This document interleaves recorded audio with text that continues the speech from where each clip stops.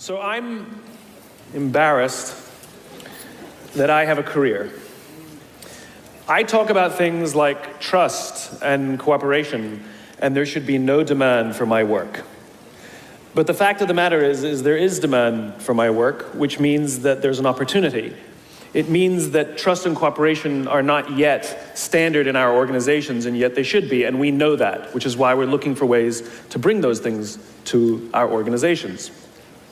So I thought I would do something a little different today. You know, when you're speaking to tens of thousands of people and you have the opportunity to share a message, of course, most rational people would say, let's go with something I've talked about lots of times and I'm really good at, but I'm not normal, so I'm going to do something completely new, and I hope this works out. There are two things that I think that great leaders need to have: empathy and perspective. And I think these things are very often forgotten. Leaders are so often so concerned about their status or their position in an organization, they actually forget their real job. And the real job of a leader is not about being in charge, it's about taking care of those in our charge. And I don't think people realize this, and I don't think people train for this. When we're junior, our only responsibility is to be good at our jobs. That's all we really have to do. And some people actually go get advanced educations so that they can be really good at their jobs, accountants or whatever, right? And you show up and you work hard, and the company will give us tons and tons of training how to do our jobs. They'll show us how to use the software. They'll send us away for a few days to get trained in whatever it is that we're doing for the company. And then they expect us to go be good at our jobs. And that's what we do. We work very hard. And if you're good at your job, they'll promote you. And at some point, you'll get promoted to a position where we're now responsible for the people who do the job we used to do, but nobody shows us how to do that. And that's why we get managers and not leaders. Because the reason our managers are micromanaging us is because they actually do know how to do the job better than us. That's what got them promoted. Really what we have to do is go through a transition. Some people make it quickly, some people make it slowly, and unfortunately some people will never make that transition at all. Which is we have to go through this transition of being responsible for the job and then turning into somebody who's now responsible for the people who are responsible for the job. And as I said before, one of the great things that is lacking in most of our companies is that they are not teaching us how to lead. And leadership is a skill like any other. It is a practicable, learnable skill. And it is something that you work on. It's like a muscle. If you practice it all the days, you will get good at it and you will become a strong leader. If you stop practicing, you will become a weak leader. Like parenting, everyone has the capacity to be a parent.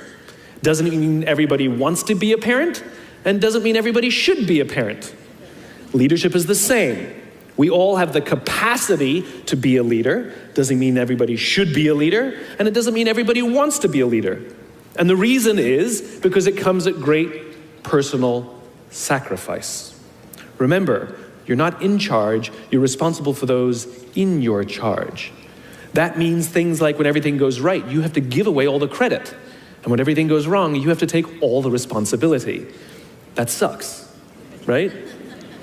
It's things like staying late to show somebody what to do.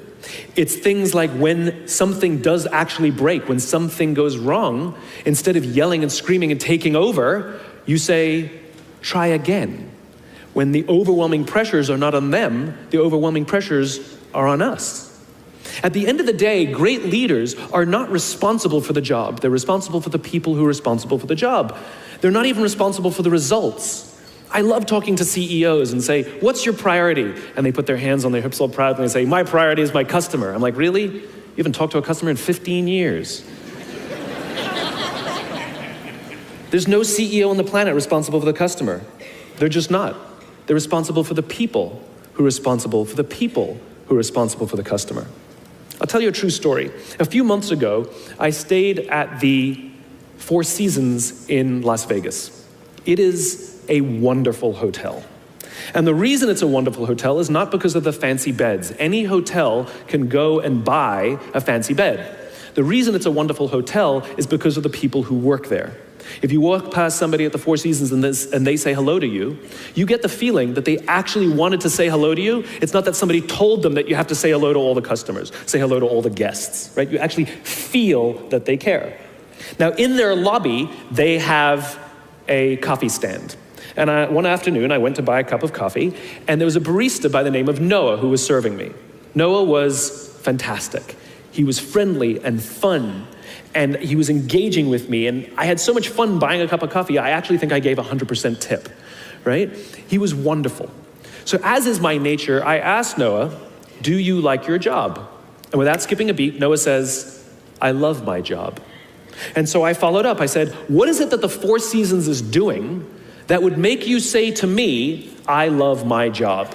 And without skipping a beat, Noah said, throughout the day, managers will walk past me and ask me how I'm doing, if there's anything that I need to do my job better. He said, not just my manager, any manager. And then he said something magical. He says, I also work at Caesar's Palace. And at Caesar's Palace, the managers are trying to make sure we're doing everything right. They catch us when we do things wrong. He says, when I go to work there, I like to keep my head under the radar and just get through the day so I can get my paycheck. He says, here at the Four Seasons, I feel I can be myself.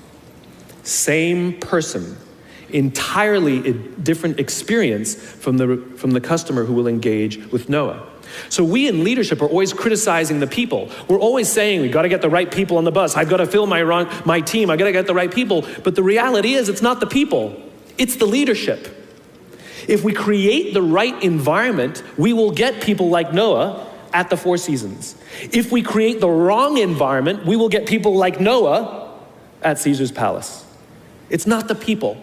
And yet we're so quick to hire and fire. You can't hire and fire your children. If your kids are struggling, we don't say, you got to see at school, you're up for adoption. So why is it that when somebody has performance problems at work, why is it that our instinct is to say, you're out? We do not practice empathy. What does empathy look like? Here's the lack of empathy. This is normal in our business world. You walk into someone's office, someone walks into our office and says, your numbers have been down for the third quarter in a row. You have to pick up your numbers, otherwise I can't guarantee what the future will look like. How inspired do you think that person is to come to work the next day? Here's what empathy looks like. You walk into someone's office, someone walks into your office and says, your numbers are down for the third quarter in a row. Are you okay? I'm worried about you. What's going on? We all have performance issues. Maybe someone's kid is sick. Maybe they're having problems in their marriage. Maybe one of their parents is dying. We don't know what's going on in their lives. And of course it will affect performance at work. Empathy is being concerned about the human being, not just their output. We have, for some reason, our work world has changed over the past 20 and 30 years. We are suffering the side effects of business theories left over from the 80s and 90s. And they are bad for people, and they are bad for business. Let me give you an example. The concept of shareholder supremacy was a theory proposed in the late 1970s. It was popularized in the 80s and 90s. It is now standard form today. You talk to any public company and you ask them their priority and they say maximize shareholder value. Really? That's like a coach prioritizing the needs of the fans over the needs of the players. How are you going to build a winning team with that model? But that's normal today. We don't even perceive it as broken or damaged or wrong or outdated. Remember, the 80s and 90s were boom years with relative peace and a kinder, gentler Cold War. Nobody was practicing hiding under their desks in school anymore. We are no longer in those times. These are no longer boom years. These are no longer peaceful times, and those models cannot work today. Here's another one. Mass layoffs. Using someone's livelihood to balance the books, right? It's so normal in America today that we don't even understand how broken and how damaging it is, not only to human beings, but to business. You know, companies talk about how they want to build trust and cooperation and they announce a round of layoffs. Do you know the quickest way to destroy trust and destroy cooperation in a business, literally in one day? Lay people off, and everyone gets scared. Right? Can you imagine sending someone home to say, honey, I can no longer provide for our family because the company missed its arbitrary projections this year? And forget about the people who lost their job. Think about the people who kept their jobs. Because every single decision a company makes is a piece of communication. And the company has just communicated to everybody else, this is not a meritocracy. We don't care how hard you work or how long you've worked here. If we miss our numbers and you happen to fall on the wrong side of the spreadsheet, I'm sorry, we cannot guarantee employment. In other words, we come to work every day afraid. And we're asking our youngest generation to work in environments where how would any of us ever stand up and admit, I made a mistake? We're constantly being told, you have to be vulnerable. Leaders are vulnerable. What does that even mean? It doesn't mean you walk around crying, I'm vulnerable, right? No, what vulnerability means is you create an environment in which someone feels safe enough to raise their hand and said, I don't know what I'm doing. You've given me a job and I haven't been trained to do it. I need help. I made a mistake. I screwed something up. I'm scared. I'm worried. All of these things no one would ever admit inside a company because it puts a target on your head in case there's another round. And so we keep it to ourselves. And how can a company ever do well if nobody's ever willing to admit they made a mistake, that's scared, or they don't know what they're doing? And so we've literally created cultures in which every single day everybody comes to work and lies, hides, and fakes. And we're asking our youngest generation to work and succeed and find themselves and build their confidence and overcome their addiction to technology and build strong relationships at work. We're asking them to do this, and these are the environments we've created. We keep saying to them, you're the future leaders. We're the leaders now. We're in control. What are we doing? This is what empathy means. It means if there's an entire generation struggling, maybe it's not them. It's like, the only thing that the common factor in all my failed relationships? Me. Same thing. Well, we just can't get the right performance out of our people. Maybe it's you. Right? It's not a generation. It's not them. They're not difficult or hard to understand. They're human beings like the rest of us, trying to find their way, trying to work in a place where they feel that someone cares about them as a human being. By the way, that's what we all want. In other words, it's not even generational. It's all of us. This is the practice of empathy, that if we're struggling to communicate to someone, if we're struggling to help someone be at their natural best, I'm tired of people saying to me, how do I get the best out of my people? Really, that's what you want? They're like a towel, you just wring them. How can I get the most out of them? No, how do I help my people be at their natural best? Right? We're not asking these questions. We are not practicing empathy. We have to start by practicing empathy and relate to what they may be going through. And it will profoundly change the decisions we make. It will profoundly change the way we see the world. Someone's driving to work. You're driving to work. And someone wants to cut into your lane. What do? Do you pull your car up, or do you let them in? Most of us pull our cars up and go like this. You wait your turn. Now let's practice empathy. I don't know, maybe they've been out of work for 6 months. Maybe they had trouble getting the kids out to school this morning, and now they're running late for a really important interview, and they just have to get to this interview, and they're gonna cut into our lane. Or maybe they're just a bastard, I don't know. But that's the point. We don't know. We don't know. And the practice of empathy will say, I'll let them in, and I'll arrive to work 1 car length late. Right? We don't always have to be right. We don't always have to be in charge. We don't always have to be the one who succeeds. It's not about winning or losing. And that's where I go to the second point. After empathy comes perspective, where it's not about winning or losing. In game theory, there are 2 kinds of games. There are finite games and there are infinite games. And this is how you're going to change your perspective, right? A finite game is defined as known players, fixed rules, and an agreed upon objective. Baseball, for example. We know the rules, we all agree to the rules, and whoever has more runs at the end of 9 innings is the winner, and the game is over. No one ever says, if we can just play 2 more innings, I know we can come back. Doesn't work that way. The game is over, right? That's a finite game. Then you have an infinite game. Infinite games are defined as known and unknown players. The rules are changeable, And the objective is to keep the game in play, to perpetuate the game. When you pit a finite player versus a finite player, the system is stable. Baseball is stable, right? When you pit an infinite player versus an infinite player, the system is also stable. Like the Cold War, for example, because there cannot be a winner and a loser. There are no winners and losers in an infinite game, right? It doesn't exist. And because there are no winners or losers, what ends up happening in the infinite contest is players drop out when they run out of the will or the resources to play. But there's no winners or losers. Problems arise when you pit a finite player versus an infinite player, because a finite player is playing to win, and an infinite player is playing to keep the game going, right? This is what happened to us in Vietnam. We were playing to win, and the Vietnamese were fighting for their lives. We were the ones who got stuck in quagmire. This is the Soviet Union and Afghanistan. They were trying to beat the Mujahideen, and the Mujahideen would fight for as long as is necessary. Quagmire. Now let's look at business.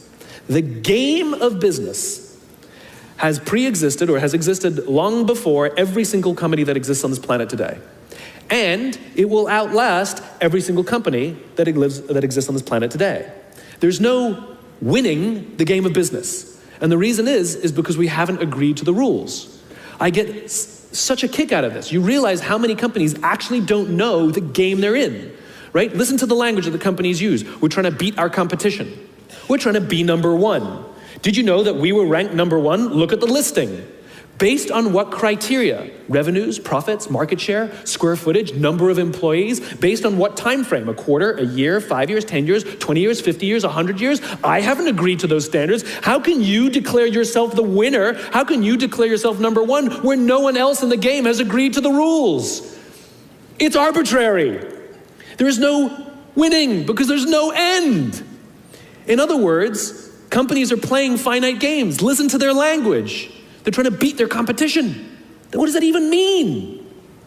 It's the leaders and the companies that understand the game that they're in and organize their resources and their decision-making around the infinite contest that outlast and frustrate their competition. All the companies that we refer to as the exceptions, Southwest Airlines, Apple Computers, Harley Davidson, they're the exception. No, they're playing the infinite contest. They frustrate their competition, is what happens. That's what happens, because they're not playing to win. Jim Senegal, the founder of Costco, which is the only real company that gives Walmart a run for its money, he says public companies are looking to succeed for the quarter. He says, we're looking for the next 50 years. You can hear him. He's playing the infinite contest. I spoke at a leadership summit for Microsoft. I also spoke at a leadership summit for Apple.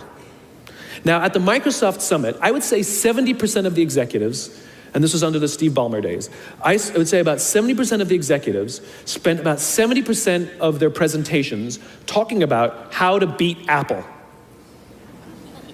At the Apple summit, 100% of the executives spent 100% of their presentations talking about how to help teachers teach and how to help students learn.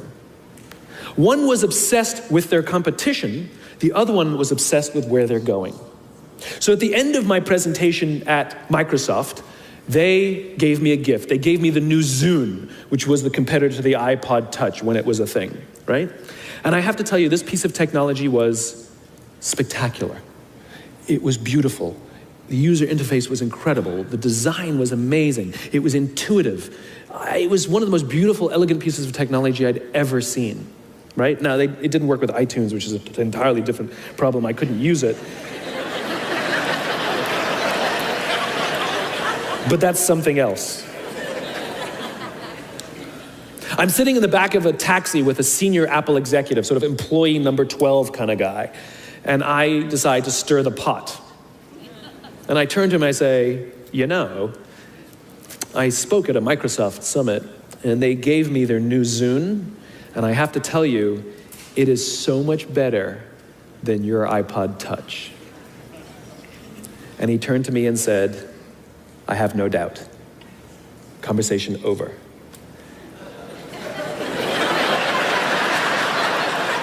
Because the infinite player isn't playing to be number one every day with every product. They're playing to outlast the competition. If I had said to Microsoft, oh, I've got the new iPod Touch, it's so much better than your new Zune, they would have said, can we see it? What does it do? We have to see it. Because one is obsessed with their competition, the other is obsessed with why they do what they do, the other is obsessed with where they're going. And the reason Apple frustrates their competition is because secretly, they're not even competing against them. They're competing against themselves. And they understand that sometimes you're a little bit ahead, and sometimes you're a little bit behind. And sometimes your product is better, and sometimes you're not. But if you wake up every single morning and compete against yourself, how do I make our products better than they were yesterday? How do I take care of our customers better than we did yesterday? How do we advance our cause more efficiently, more productively than we did yesterday? How do we find new solutions to advance our calling, our cause, our purpose, our belief, our why every single day? What you'll find is over time, you will probably be ahead more often. Those who play the infinite game understand it's not about the battle, it's about the war. And they don't play to win every day. And they frustrate their competition until their competition drops out of the game. Every single bankruptcy, almost every merger and acquisition is basically a company saying we no longer have the will or the resources to continue to play, and we have no choice to either drop out of the game or merge our resources with another player so that we can stay in the game. That's what that is. And if you think about the number of bankruptcies and mergers and acquisitions, it's kind of proof that most companies don't even know the game they're in. You want to be a great leader, start with